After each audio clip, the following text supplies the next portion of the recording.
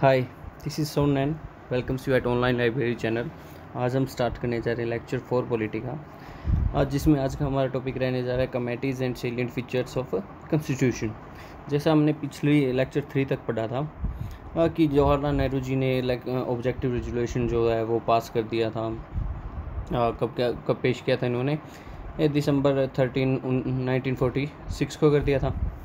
इसका अब objective resolution जो था वो क्या था, उसकी क्या इम्पोर्टेंस थी? दरअसल ऑब्जेक्टिव रेजोल्यूशन ने ही ये हमारा जो कॉन्स्टिट्यूशन बना था उसकी बुनियाद रखी थी, नींव का काम किया था। इसमें ऑब्जेक्टिव रेजोल्यूशन में क्या कहा गया था कि जो इंडिया है उसे एक सॉवरेन रिपब्लिक बनाया जाएगा।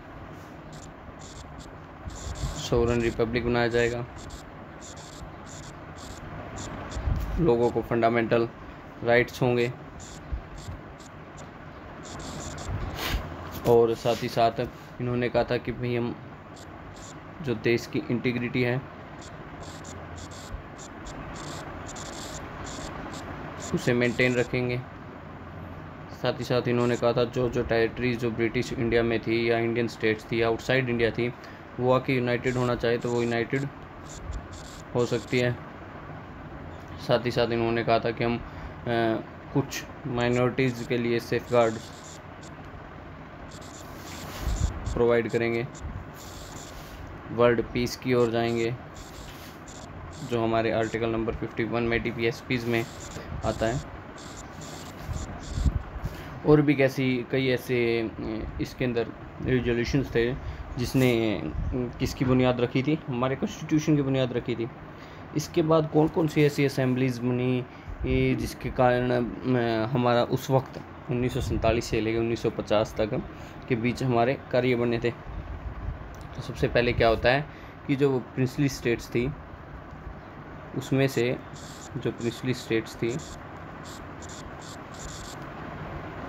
उसमें से 6 स्टेट्स आगे कहती है जी हमें भी आप असेंबली के अंदर पार्टिसिपेट करवाओ।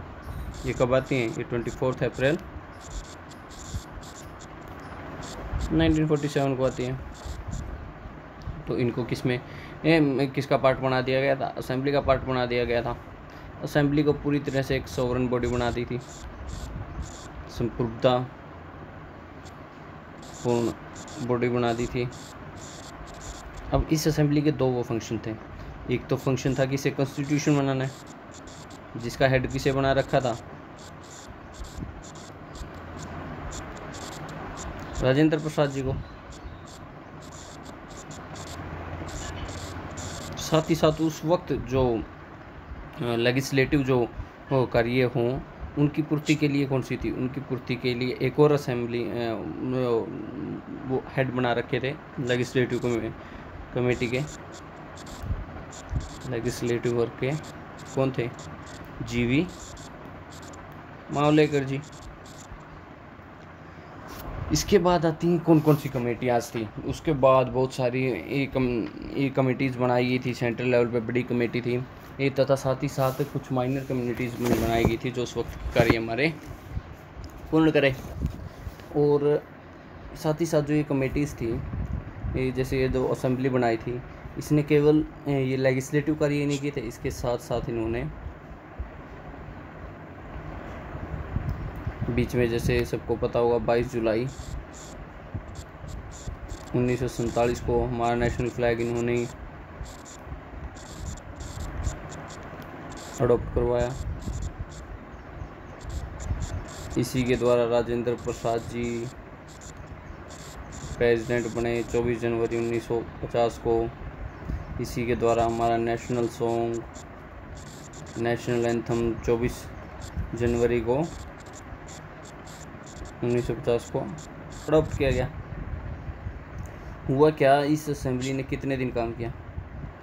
इस असेंबली ने, जो कॉन्स्टिट्यूशन असेंबली थी, उसने कुल 2 साल 11 महीने और 18 दिन कार्य करके हमारा कॉन्स्टिट्यूशन बनाया, जिसके ऊपर कितना खर्चा आया था? लगभग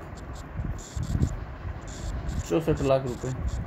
इन्होंने कितनी कंट्रीज़ के कॉन्स्टिट्यूशन को पढ़ा था? 60 कंट्रीज़ के कॉन्स्टिट्यूशन को पढ़ा था। अब आ जाते हैं हम कमेटीज़ के ऊपर। बहुत सारी सेंट्रल और माइनर कमेटीज़ बनाई गई थी, जिसमें से कुछ मेन ये हैं।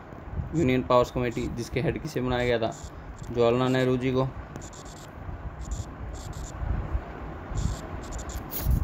साथ ही साथ यूनियन कॉन्स्टिट्यूशन कमेटी के भी हेड कौन थे? Jawaharlal Nehru ji. Provincial constitution committee थे, इसके हेड कौन थे? इसके हेड थे सरदार पटेल जी। ड्राफ्टिंग कमेटी के सबको पता है, डॉक्टर BR अम्बेडकर जी। और कई सारी एडवाइजरी कमेटी बना रखी थी, जैसे advisory committee of fundamental right, minorities, excluded area, जिसके हेड होते थे सरदार पटेल जी। और उसके बाद कई सारी इसकी सब कमेटीज़ थी, जिसके अलग अलग हेड थे, जो इतनी ज़्यादा इम्पोर्टेंट नहीं है। JB कृपलानी जी जैसे फंडामेंटल राइट के थे, माइनॉरिटीज़ के HC मुखर्जी थे, और असम रिलेटेड एरिया जो एक्सक्लूडेड एरियाज़ थे उसकी गोपीनाथ बादोलाई को उसका हेड बना रखा था। इसके बाद आती है स्टीयरिंग कमेटी। स्टीयरिंग कमेटी के हेड कौन थे? डॉक्टर राजेंद्र प्रसाद थे।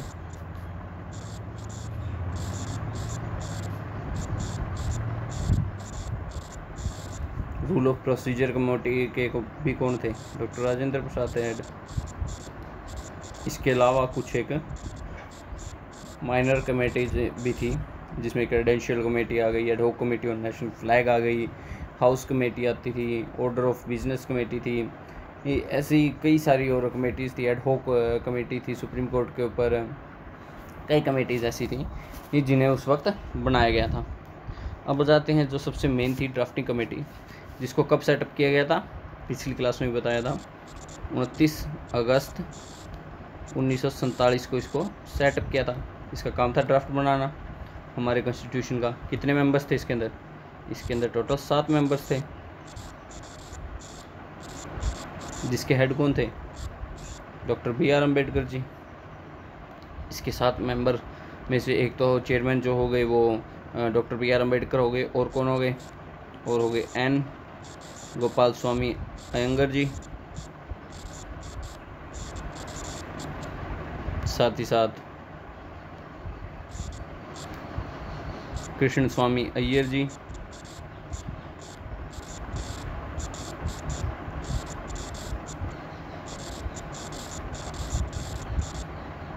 और डॉक्टर KM मुंशी जी।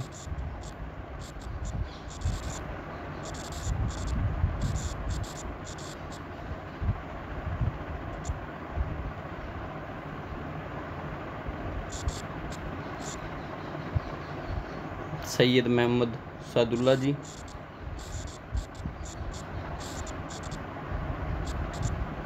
और माधव राय जी आए थे, किसकी रिप्लेसमेंट के रूप में? ये आए थे BL मित्तर जी की रिप्लेसमेंट में। BL मित्तर जी की इल हेल्थ रहती थी उस वक्त, इसका उन्होंने रेजिग्नेशन दे दिया था। और उनके बाद फिर उनकी जगह पे एन माधव राव जी को रिप्रेजेंट किया गया था। साथ ही साथ इसके लास्ट जो मेंबर थे वो थे TT कृष्णाचार्य जी।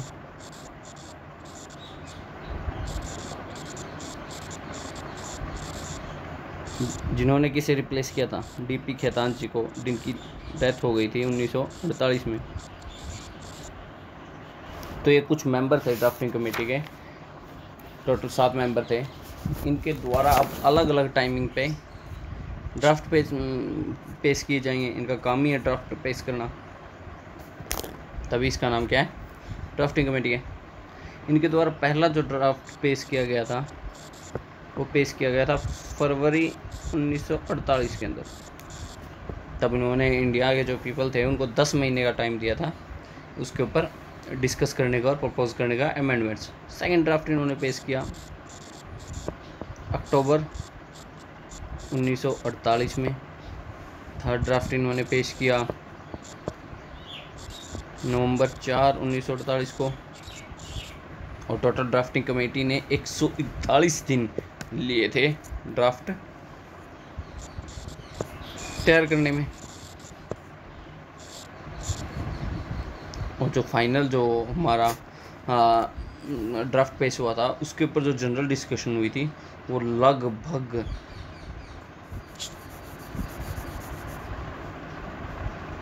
2 रीडिंग्स में हुई थी फर्स्ट, और लगभग वो 1 साल तक चली थी। फर्स्ट रीडिंग तो 5 दिन की थी, नवंबर 4 को पेश हुआ था, नवंबर 5 तक फर्स्ट रीडिंग हो गई। सेकंड रीडिंग चले 1 साल के करीब, नवंबर 15 से लेकर के अक्टूबर 17 1949 तक। अब टोटल इसमें कितने अमेंडमेंट्स प्रपोज्ड हुए थे? 7653। और डिस्कशन कितने के ऊपर हुई? 2473 के ऊपर।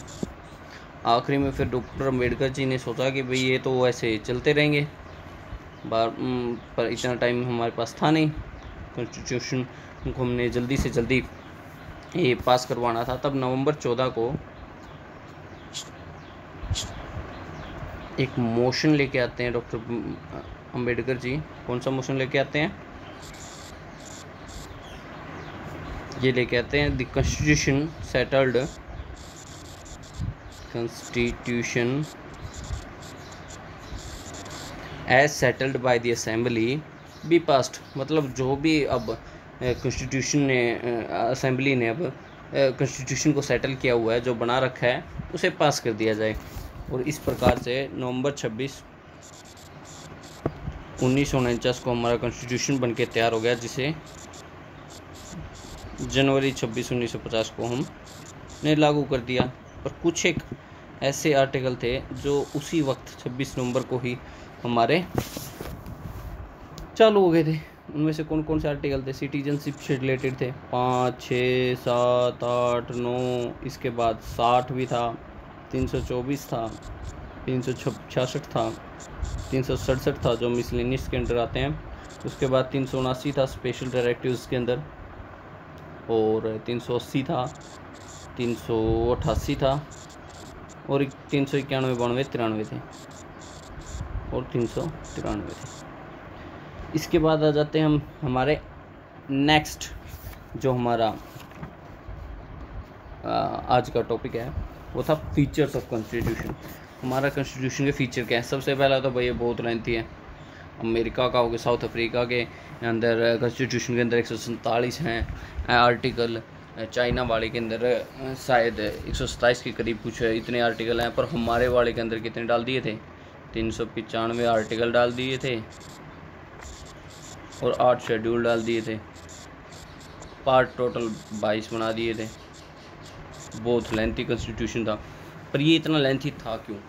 इसके लेंथी होने के कारण भी थे कुछ। क्यों? क्योंकि एक तो इंडिया का जियोग्राफिकल जो एरिया है वो काफ़ी वाइड एरिया है, अलग अलग प्रकार की बोलियां हैं यहाँ पे, इसके कारण ये हुआ। और एक हिस्टोरिकल फैक्टर था 1935 का एक्ट, जो खुद अपने आप में काफ़ी वास्ट, और इसका 50-60% तो हमने कॉपी किया था। इसके बाद सिंगल कॉन्स्टिट्यूशन बनाया हमने, दोनों सेंटर और स्टेट के लिए अलग अलग नहीं बनाया जैसे कि अमेरिका में है। साथ ही साथ इस जो कमेटी जो असेंबली थी, कॉन्स्टिट्यूशन असेंबली, इसके अंदर वकील काफ़ी थे लॉ से रिलेटेड, तो जब वो कार्य करते हैं वो इस चीज़ को लेंथी बनाते हैं। ये कई कारण थे। अब कई लोग कहते हैं कि ये जो कॉन्स्टिट्यूशन है वो कॉपी है, दरअसल हमने कॉपी किया है। रियलिटी में हम इसे कॉपी नहीं कहेंगे, हम बी आर अम्बेडकर वाली लाइन कहेंगे, it is the ransacking of all constitution. जो जो हमें अच्छी अच्छी बातें लगी सभी कॉन्स्टिट्यूशन की, हमने उन्हें रैनसैक कर लिया, हमने उन्हें कॉपी कर लिया, वहाँ से ले लिया। हमने जो स्ट्रक्चरल पार्ट है वो कहाँ से लिया है? सारा का सारा हमारा स्ट्रक्चरल पार्ट तो हमारे पास ही था 1935 के एक्ट के द्वारा। फिर हमने पॉलिटिकल कहाँ से लेंगे? जब हम वेस्टमिनिस्टर मॉडल ले रहे हैं तो हम वो ब्रिटिश मॉडल ही लेंगे। उसके बाद फिलोसफिकल आता है। फिलोसफिकल में फंडामेंटल राइट्स, DPSPs हमने कहाँ से लिए हैं? कुछ अमेरिका से, कुछ आयरिश कॉन्स्टिट्यूशन से। इसके बाद क्या है? इसके बाद के जो आर्टिकल्स में आएगा, सॉरी फीचर्स में आएगा, वो आएंगे ब्लेंड है। ये रिजिडिटी और फ्लेक्सिबिलिटी का क्या है? ब्लेंड है, रिजिड भी है ये और फ्लेक्सिबल भी है। ऐसा कैसे है? हम देखते हैं कि जो अमेरिका कॉन्स्टिट्यूशन है उसमें रिजिडिटी बहुत ज़्यादा है, ठीक है। जबकि हमारे वाले कॉन्स्टिट्यूशन में क्या है, आर्टिकल 368 कहता है कि आप स्पेशल मेजोरिटी से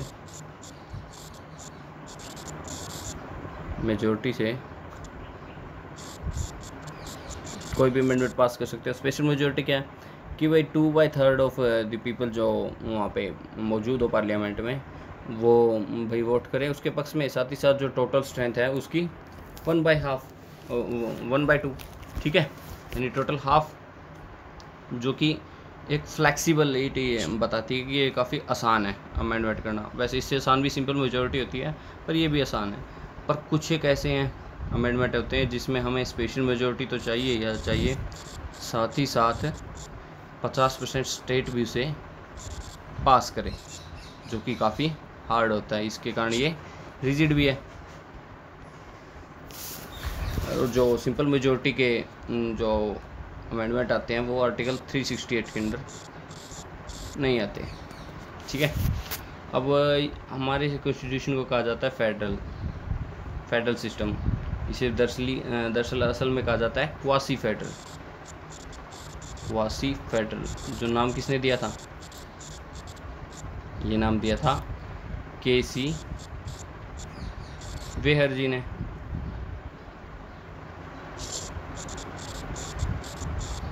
अब ये चीज़ क्या है, हमारा कॉन्स्टिट्यूशन जो है वो सबको पता है कि आर्टिकल नंबर 1 के अंदर ही कह रखा है India that is Bharat is A union of state. ये एक यूनियन ऑफ स्टेट्स है जिसके अंदर सभी राज्य हैं ने बिना किसी एग्रीमेंट के, कोई एग्रीमेंट नहीं हुआ है, वे अपने आप ही इंडिया यूनियन के साथ जुड़े हैं, ठीक है। मतलब उनके बीच में कोई भी ऐसा एग्रीमेंट नहीं हुआ है कि भाई हम यदि आप हमारे को ये चीज़ें नहीं दोगे तो हम ये यूनियन जो है वो तोड़ के चले जाएंगे। उनको कोई अधिकार नहीं है यूनियन से रिसीड होने का, ठीक है। और साथ ही साथ इसका यूनिटरी बायस है, हमारा फेडरल सिस्टम है वो यूनिटरी बायस की तरफ है। मतलब ये नहीं है कि अब पूरी तरीके से यूनियन ही स्टेट को कंट्रोल करती है, वहाँ का जो CM है वो उनकी स्टेट को चलाता है। पार्लियामेंट्री गवर्नमेंट है, हाँ जी बिल्कुल, हमने वेस्टमिनिस्टर मॉडल अपना रखा है जो कि ब्रिटेन का है। वहीं से हमने द्विसदनीय प्रणाली अपना रखी है। हमारे राज्यसभा है, हाउस ऑफ पीपल है, और लोकसभा है जो, और साथ ही साथ हमारा हाउस ऑफ स्टेट्स भी है जो राज्यसभा है, ठीक है। इसकी और प्रेजेंस क्या है भाई, जैसे ब्रिटेन में भी राजा है, हमारे यहाँ प्रेसिडेंट वही रोल अपनाता है। हमारे यहाँ भी PM CM head supreme head है जो असल में पावर का यूज़ करता है। हमारे यहाँ भी डिसोल्यूशन हो जाता है किसका, लोअर हाउस का। अब जुडिशरी का क्या फीचर, जुडिशरी का फीचर ये है कि हमारे यहाँ जो हमारी पार्लियामेंट है वो कहती है भाई मैं सुप्रीम हूँ, पर कई बार जुडिशियल रिव्यू जो होता है वो उसे आईना दिखा देता है। जैसे एक बार 1971 में इंदिरा गांधी जी ने सब कुछ पलट के रख दिया था 2 अमेंडमेंट्स के थ्रू, पर क्या हुआ, केशवानंद भारती ने जुडिशियल रिव्यू की पिटीशन डाली और वो जो अमेंडमेंट हुए थे उन्हें रिपेल्ड करना पड़ा था, ठीक है। और पार्लियामेंट कहता है कि भाई मैं स्ट्रॉन्ग हूँ। अब उसकी पॉइंट भी ठीक है क्योंकि वो खुद आर्टिकल 368 तक को अमेंड कर सकता है। हाँ मुश्किल ज़रूर है पर कर सकता है, तो उसकी बात भी ठीक है। साथ ही साथ हमारे यहाँ पे जो लॉज हैं, जो जुडिशियल लॉ हैं, वो स्टेट के लिए अलग नहीं है और सेंटर के लिए अलग नहीं है। हमारे यहाँ पे कॉमन लॉज हैं, तो मतलब हमारे यहाँ इंटीग्रेटेड जुडिशरी है और वो भी पूरी तरीके से कैसी है, इंडिपेंडेंट है। हमने फंडामेंटल राइट्स लिए हैं जो हमें आर्टिकल नंबर 12 से लेकर के 35 तक मिलते हैं, और ये हमारे खुद आर्टिकल नंबर 32 के थ्रू सेफ है, ठीक है। साथ ही साथ एमरजेंसी के अंदर ये सारे फंडामेंटल राइट हमारे जो हैं वो छीन लिए जा सकते हैं। सिर्फ 20 और 21 आर्टिकल जो है हमारा उस वक्त भी जिंदा रहता है। DPSPs, इसे उस वक्त के कॉन्स्टिट्यूशन में लाने का एक ही मकसद था कि जब आज हमारे पास पैसा नहीं है कि हम इस प्रकार की स्टेट बना सके, पर फ्यूचर में हम वेलफेयर ऑफ स्टेट बनाने के लिए कार्य करेंगे। इसके अंदर 3 प्रकार के आर्टिकल्स हैं, जो कुछ सोशलिस्टिक हैं, कुछ गांधीयन हैं, तो कुछ लिबरल हैं, जो आखिरी में किस चीज़ को प्रमोट करते हैं, वेलफेयर ऑफ स्टेट को। ठीक है, 1980 के अंदर जो एक फेमस केस होता है मिनर्वा मिल केस, उसके अंदर क्या होता है कि सुप्रीम कोर्ट कहती है कि इंडिया का जो कॉन्स्टिट्यूशन है वो एक बेडरॉक है, किसके बिटवीन, फंडामेंटल राइट और डीपीएसपीज के बिटवीन। जब भी इन दोनों के बीच में विवाद होएगा तो आखिर में जीत किसकी होएगी? साफ तौर से बात है, इन्हें तो कभी सरकार बाध्य ही नहीं है लागू करने के लिए, पर फंडामेंटल राइट को तो लागू करना पड़ेगा भाई, नहीं तो सुप्रीम कोर्ट चले जाएंगे डायरेक्ट, या हाई कोर्ट जा सकते हैं और रिट पास करवा सकते हैं। ठीक है, इसलिए स्ट्रॉन्गर कौन है? फंडामेंटल राइट है, पर इनकी वैल्यू भी कम नहीं है। इसके बाद आ जाती है फंडामेंटल ड्यूटीज़। ओरिजिनली ये थी नहीं, इन 1976 में 42वें अमेंडमेंट के थ्रू जोड़ा गया था। किसकी कमेटी की रिकमेंडेशन पे? स्वर्ण सिंह कमेटी की। साथ ही साथ ये टोटल 10 थी उस वक्त, 11वीं इसकी 2003 में ऐड की गई थी। इन्हें कौन से पार्ट में ऐड किया गया? पार्ट 4 थे 51A के अंदर, आर्टिकल के अंदर। ये हमारा कॉन्स्टिट्यूशन कहता है कि हम एक सेकुलर स्टेट है। अब ये सेकुलर वर्ड भी हमारे प्रेम्बल के अंदर नहीं था, इसे भी 42वें अमेंडमेंट के अंदर 1976 में जोड़ा गया। इसलिए कहता है कि हमारी जो स्टेट है उसका खुद का कोई धर्म नहीं है, हम एक सेकुलर कंट्री है। पर सेकुलर कंट्री और कहते हैं जो कंट्री की डेफिनेशन है उन कंट्री की डेफिनेशन से हमारी डेफिनेशन पूरी तरीके से अलग है। और हमारे कॉन्स्टिट्यूशन के फीचर क्या था? यूनिवर्सल एडेड फ्रेंचाइज था, जो हमें वोट करने का अधिकार देता है। पहले इसकी एज 21 साल होती थी, पर अब फिर 18 साल कर दी गई थी। कब? 61वें कॉन्स्टिट्यूशन अमेंडमेंट एक्ट के द्वारा 1988 में। साथ ही साथ हमारे यहाँ पे यूएसए की तरह ड्यूअल सिटीजनशिप नहीं है, हमने केवल एक सिटीजनशिप दी है, सिंगल सिटीजनशिप।